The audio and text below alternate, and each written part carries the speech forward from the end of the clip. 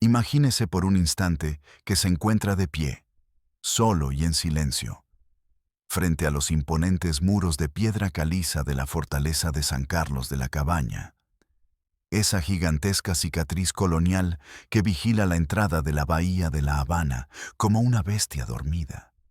Y mientras siente la humedad salina del Caribe adherirse a su piel, trate de escuchar no el bullicio de los turistas, que hoy se toman fotografías sonrientes junto a los cañones antiguos, sino el eco lejano y fantasmal de una época que el tiempo ha intentado borrar, pero que la memoria se niega a soltar.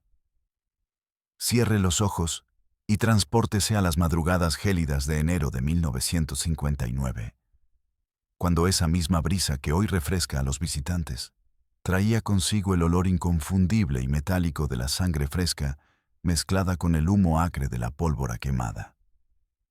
Cuando el sonido de las olas rompiendo contra el arrecife era interrumpido sistemáticamente por el estruendo seco de los fusiles M1 Garand y el grito desgarrador de «¡Viva Cristo Rey!» o «¡Viva Cuba Libre!», antes de ser silenciado para siempre por el plomo. Esta no es la historia romántica de la revolución que le contaron en la escuela, ni la narrativa heroica que se imprime en millones de camisetas vendidas en los mercados de Londres, Nueva York o París. Esta es la crónica prohibida de las noches más largas de Cuba. Es el descenso a los infiernos de un lugar que pasó de ser un baluarte defensivo a convertirse en una maquinaria de exterminio industrial. Y en el centro de esta tormenta de muerte se encuentra una figura venerada por unos y odiada por otros. Un hombre cuya firma en un papel decidía el destino de cientos de almas. Ernesto Che Guevara, quien en esos meses fatídicos se ganó un título que sus acólitos prefieren ignorar, el de El Carnicero de la Cabaña. Para la inmensa mayoría, el Che es el símbolo último del idealismo. El guerrillero heroico capturado en la lente de Korda, mirando al horizonte con determinación estoica. Pero esa imagen bidimensional es una máscara que oculta una realidad mucho más compleja, oscura y sanguinaria. Hoy, usted y yo vamos a arrancar esa máscara. Vamos a caminar por los pasillos húmedos donde los condenados esperaban su final. Vamos a sentarnos en la oficina donde se firmaban las sentencias de muerte entre sorbos de mate y bocanadas de tabaco. Y vamos a escuchar los testimonios que el régimen ha intentado sepultar bajo toneladas de concreto y propaganda durante más de 6 décadas. Quédese conmigo, porque lo que estamos a punto de descubrir no es solo una serie de eventos históricos, es una radiografía de la naturaleza humana, cuando se le otorga un poder absoluto sin límites morales. Es una historia de traición, de fanatismo y de dolor, que desafiará todo lo que usted creía saber sobre los ídolos del siglo XX. Pero, ¿qué fue lo que realmente ocurrió tras esos muros impenetrables? ¿Fue justicia revolucionaria necesaria o una vendetta política calculada? Y lo más inquietante de todo, ¿dónde están los cuerpos de aquellos que desaparecieron en la oscuridad de la fosa común? Para comprender la magnitud del horror que se desató en la cabaña, es imperativo que primero entendamos el contexto volcánico y caótico en el que se encontraba Cuba en los albores de 1959. Un momento en el que la historia parecía acelerarse hasta el vértigo, y donde el tejido social de la isla se estaba desgarrando para ser reconfigurado violentamente. El régimen de Fulgencio Batista había colapsado estrepitosamente en la madrugada del 1 de enero, huyendo el dictador con sus maletas llenas de dólares y dejando atrás un vacío de poder que pronto sería llenado por la fuerza incontenible del ejército rebelde. La Habana era una ciudad en estado de éxtasis y paroxismo. Las calles estaban inundadas de gente que celebraba el fin de una era de corrupción y brutalidad policial. Las banderas rojinegras del movimiento 26 de julio ondeaban en cada balcón y los tanques de los barbudos eran recibidos con lluvias de flores y vítores. Pero debajo de esa superficie de carnaval y liberación, se estaba gestando una corriente submarina de venganza y miedo que muy pocos supieron leer a tiempo. La sociedad cubana, harta de los abusos de los esbirros de Batista, clamaba justicia, un deseo legítimo y comprensible. Pero lo que no sabían era que la justicia que traían los nuevos amos de Cuba no se basaría en códigos penales ni en garantías constitucionales, sino en la ley del talión y en la depuración ideológica.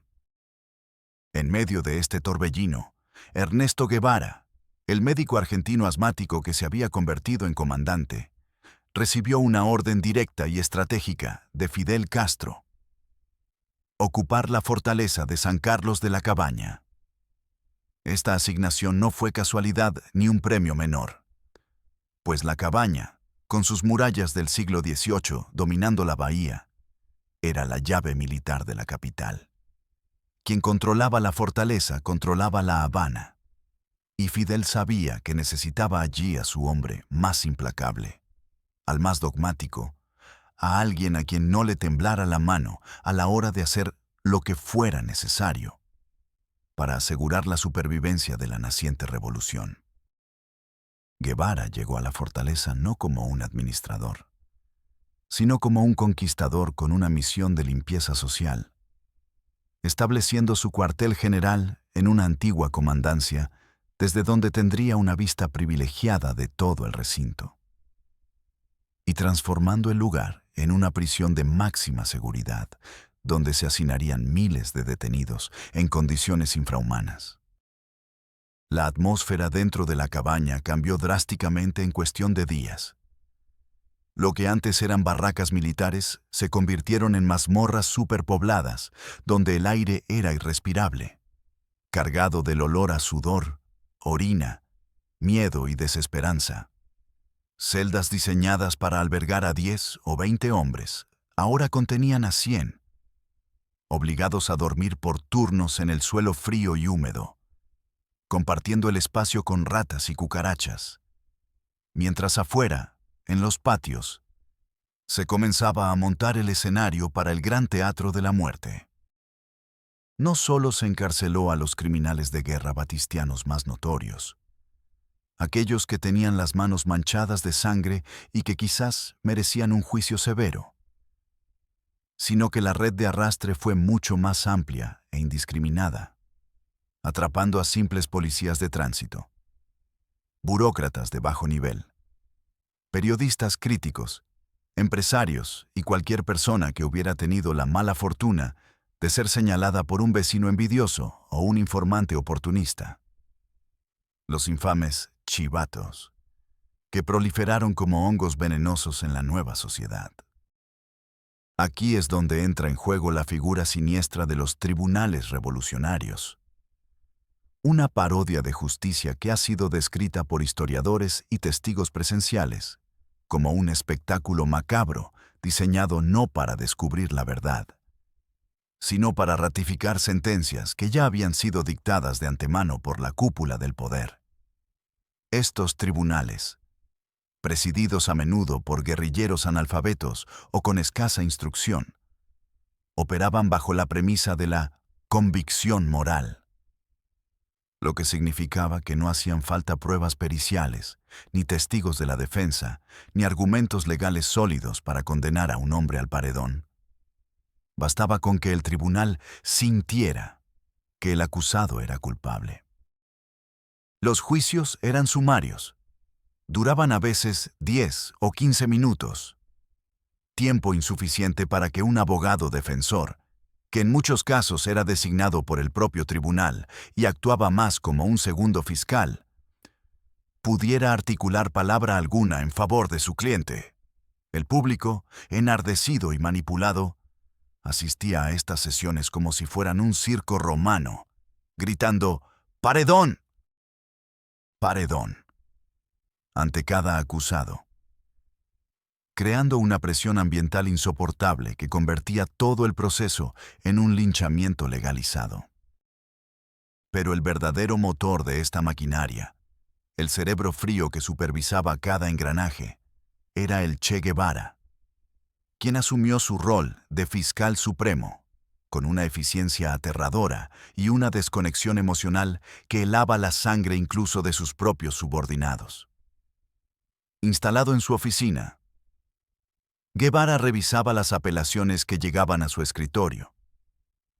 Aunque la palabra revisar es quizás demasiado generosa, pues los testimonios indican que apenas dedicaba unos segundos a cada expediente antes de estampar su firma o garabatear una nota marginal que sellaba el destino de un ser humano. Hay relatos escalofriantes que describen cómo el Che podía estar jugando al ajedrez, leyendo un libro de poesía o compartiendo un tabaco con sus camaradas, mientras decidía quién viviría y quién moriría esa noche, sin mostrar el más mínimo signo de angustia moral o duda. Para él, la revolución era un ente superior, una deidad exigente que requería sacrificios de sangre para purificarse. Y él se veía a sí mismo como el sumo sacerdote encargado de oficiar esos sacrificios. Uno de los personajes más oscuros que orbitaban alrededor del Che en la cabaña era el capitán estadounidense Herman Marks, un exconvicto norteamericano que se había unido a la guerrilla y que fue nombrado jefe de la guarnición y verdugo principal. A Marks se le conocía como el carnicero americano, y se decía que disfrutaba personalmente de dar el tiro de gracia a los condenados, mostrando un sadismo que contrastaba con la frialdad intelectual del Che, pero que servía perfectamente a los propósitos del terror. Juntos, crearon un sistema donde la muerte se volvió burocrática, rutinaria y constante, una línea de producción de cadáveres que funcionaba todas las noches, sin descanso, bajo la luz pálida de los reflectores que iluminaban el foso de los laureles. Profundicemos ahora en los testimonios más desgarradores, aquellos que nos permiten ponerle rostro y nombre a las estadísticas, porque es en las historias individuales donde reside el verdadero horror de esta tragedia. Uno de los testigos más importantes y creíbles de aquellos días fue el padre Javier Arzuaga, un sacerdote católico vasco que servía como capellán en la cabaña, y cuya tarea era ofrecer consuelo espiritual a los condenados en sus últimos momentos.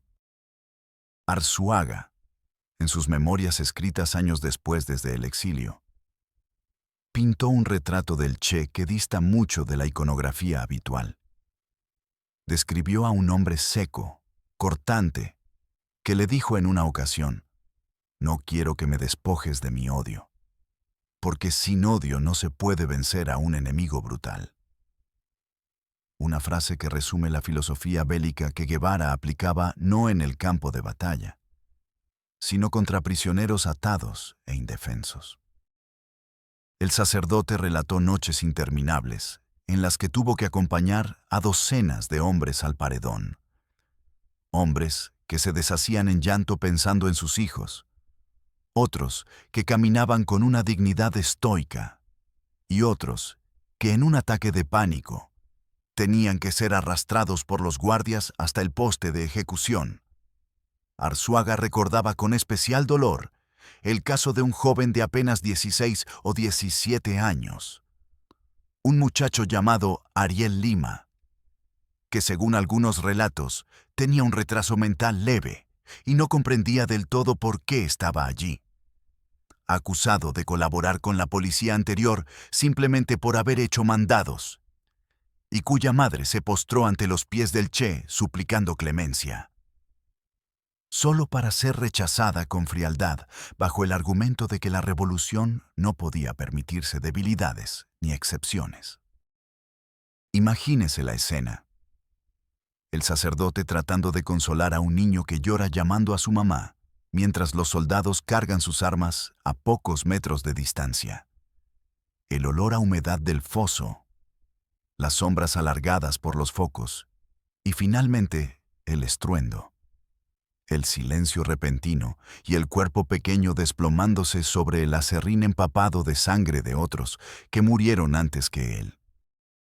Otro caso emblemático que demuestra la perversión del sistema judicial en la cabaña es el del capitán José Castaño Quevedo, un hombre que no era un torturador ni un asesino, sino el jefe del Buró de Represión de Actividades Comunistas, BRAC, un militar de carrera dedicado a la inteligencia y el análisis. Castaño fue sometido a un juicio farsa donde se le acusó de crímenes atroces sin pruebas, simplemente porque representaba la antítesis ideológica del nuevo régimen. Y a pesar de que se demostró que no tenía delitos de sangre directos, su suerte estaba echada porque el objetivo no era la justicia, sino la eliminación de la inteligencia enemiga. Testigos afirman que Castaño murió con una valentía que impresionó a sus propios verdugos, negándose a que le vendaran los ojos y mirando fijamente al pelotón mientras gritaba «¡Viva Cuba libre!», justo antes de que las balas destrozaran su pecho. Su muerte, y la de cientos de oficiales profesionales como él, tuvo un propósito estratégico claro: descabezar a las Fuerzas Armadas tradicionales para que no quedara nadie con la capacidad técnica o el liderazgo para organizar una contrarrevolución, permitiendo así que Castro y Guevara construyeran su propio ejército leal desde cero.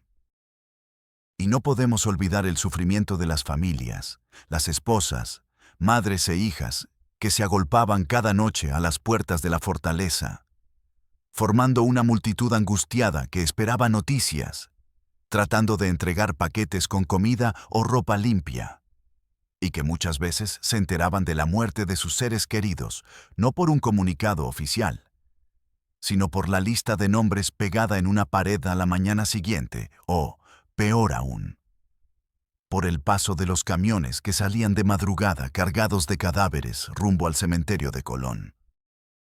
El trauma colectivo de esas familias, el dolor de no poder siquiera despedirse, de no recibir en muchos casos los cuerpos para darles cristiana sepultura, es una herida abierta que sigue sangrando en la diáspora cubana y que ha sido sistemáticamente ignorada por la narrativa oficial que celebra la victoria popular. Pero, ¿cuál era la lógica profunda detrás de esta carnicería? ¿Por qué el Che Guevara, un hombre culto, lector de Baudelaire y Neruda, médico de formación, se entregó con tal pasión a la tarea de matar? Para responder a esto, debemos adentrarnos en la psicología del personaje y en la ideología que lo consumía. Guevara no veía a sus víctimas como individuos con derechos, sueños y familias, sino como representaciones abstractas de una clase social moribunda, obstáculos en el camino hacia la utopía del hombre nuevo.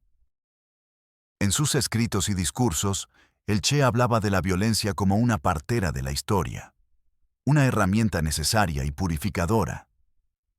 Él creía fervientemente que para construir el socialismo era necesario destruir por completo los cimientos del pasado, y eso incluía la eliminación física de aquellos que encarnaban los valores del antiguo régimen. No había lugar para la piedad en su ecuación revolucionaria. La piedad era vista como una debilidad burguesa, un lujo que un verdadero revolucionario no podía permitirse. Esta deshumanización del enemigo es clave para entender cómo pudo supervisar tantas ejecuciones sin perder el sueño. Pues para él no estaba matando a hombres, estaba extirpando un cáncer social. Además, existía un componente político pragmático. El terror paraliza, el terror silencia, y las ejecuciones masivas en la cabaña enviaron un mensaje contundente a toda la sociedad cubana. El nuevo poder es absoluto, implacable, y no dudará en aplastar a cualquiera que se oponga. Fue una lección de miedo pedagógico que caló hondo en la psique nacional. La gente aprendió rápidamente que disentir podía ser mortal, que ser señalado como contrarrevolucionario era una sentencia de muerte social o física. Y así se cimentaron las bases del Estado totalitario que perduraría por décadas. La Cabaña fue el laboratorio donde se probó y perfeccionó el aparato represivo cubano, el lugar donde se borró la línea entre la justicia y la venganza política. Es crucial también analizar el papel de la comunidad internacional y de la intelectualidad de la época ante estos hechos. Mientras en La Habana los fusilamientos se sucedían noche tras noche, en el resto del mundo se construía el mito romántico de la revolución. Jean-Paul Sartre, Simone de Beauvoir y tantas otras luminarias de la cultura visitaron Cuba y se reunieron con el Che, fascinados por su carisma y su retórica, eligiendo mirar hacia otro lado o justificar las ejecuciones como excesos inevitables de un proceso de cambio.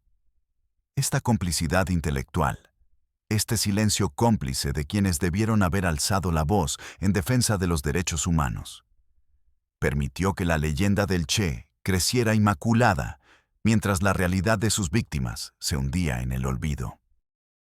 La propaganda cubana fue extraordinariamente hábil en controlar la narrativa, presentando a todos los fusilados como torturadores y asesinos sanguinarios, borrando los matices y ocultando la inocencia de muchos. Incluso hoy, cuando uno intenta hablar de estos temas, es común encontrarse con la respuesta automática de que el Che solo mató a criminales de guerra. Una falsedad histórica que se desmorona ante la evidencia de los archivos y los testimonios de los sobrevivientes. Hubo periodistas valientes, aunque pocos, que intentaron reportar lo que sucedía, pero fueron expulsados o silenciados. La verdad quedó secuestrada y la Cabaña se convirtió en un tema tabú. Un secreto a voces que se susurraba en las cocinas de las casas cubanas, pero que nadie se atrevía a mencionar en público. Ahora, volvamos a situarnos en el presente y pensemos en el legado físico de este lugar. Hoy, la fortaleza de San Carlos de la Cabaña es un destino turístico de primer orden, sede de la Feria Internacional del Libro de La Habana. Un espacio donde se celebran eventos culturales y donde los visitantes pasean despreocupados comprando artesanías y bebiendo mojitos. Es una ironía cruel y macabra que el mismo suelo que absorbió tanta sangre, el mismo foso donde resonaron los disparos y los gritos de agonía, sea hoy un escenario festivo. No hay placas con los nombres de las víctimas en el foso de los Laureles.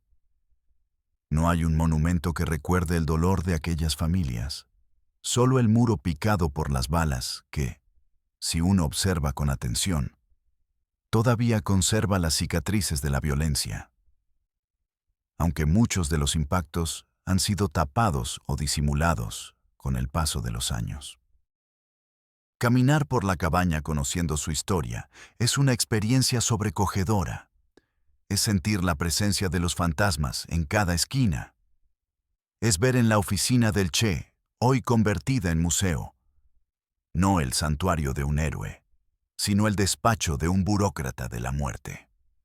Los objetos personales exhibidos allí, su boina, su cámara, sus instrumentos médicos, adquieren un aura siniestra cuando se piensa que pertenecieron al hombre que orquestó una de las purgas políticas más intensas de América Latina. La historia ha sido higienizada, empaquetada para el consumo masivo, pero la verdad es persistente, como una mancha que vuelve a aparecer por más que se intente limpiar. Los testimonios que hemos explorado hoy, las voces del padre Arzuaga, de los familiares de Castaño Quevedo, de la madre de Ariel Lima, son grietas en ese muro de silencio. Son recordatorios de que detrás del mito hay seres humanos reales que sufrieron un destino atroz. A medida que nos acercamos al final de este recorrido por las sombras, es inevitable preguntarse sobre la naturaleza de la memoria y la justicia. es posible reconciliar la imagen del Che Guevara como símbolo de rebelión contra la injusticia global con la realidad del comandante implacable de la cabaña. ¿Puede un hombre ser un héroe y un verdugo al mismo tiempo? La respuesta quizás no sea sencilla, pero es necesario enfrentar los hechos con valentía intelectual. No se trata de negar que el régimen de Batista cometió crímenes, ni de ignorar las aspiraciones legítimas de cambio que tenía el pueblo cubano en 1959, sino de reconocer que el camino elegido por Guevara y la cúpula revolucionaria estuvo pavimentado con violaciones sistemáticas de los derechos humanos fundamentales.